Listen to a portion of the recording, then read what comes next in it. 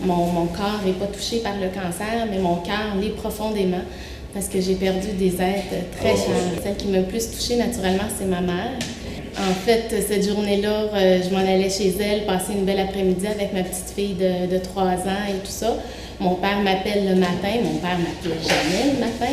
Alors, pour me dire de ne pas venir à la maison, ma mère est à l'hôpital, a commencé à cracher du sang et tout ça. Du temps, ma fille, elle avait 3 ans, du temps que j'étais enceinte de ma fille, donc il y a 3 ans, elle avait eu un cancer du poumon.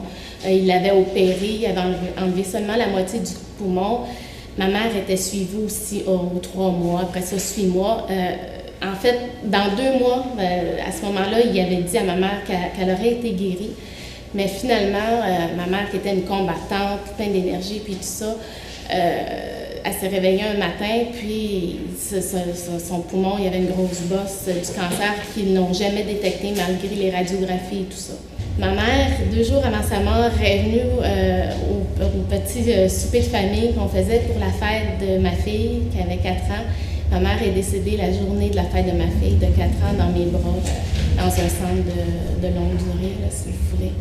Sauf que j'ai toujours dit qu'elle n'est pas morte pour rien. Elle n'a pas choisi cette journée-là pour rien. Ma mère est morte peut-être pour nous dire qu'il faut continuer quand même de célébrer et tout ça. Moi, j'ai mis une robe rouge et tout ça, signe d'espoir, de combat, qu'on ne lâchera pas.